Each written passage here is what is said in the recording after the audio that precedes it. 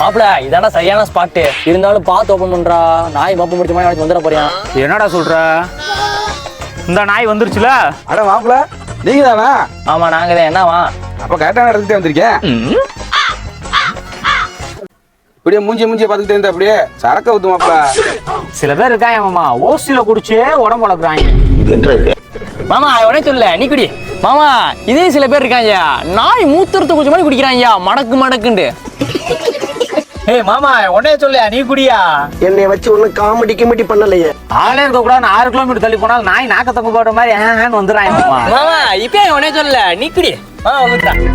மாமா இதுல சில பேர் இருக்காங்க, சைடு சவங்க கூட காசு தர மாட்டாங்க, ஆனா நொறுக்குறாங்க. மாமா உடனே சொல்ல நீ தின்னு.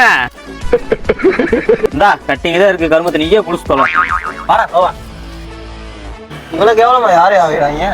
வேற யாரும் இல்ல மாப்பிள, என்னது இவ்வளவு கேவலப்பட்டு எப்படி அதை குடிக்கிற? அதெல்லாம் பழகிடுச்சு மாப்பிள.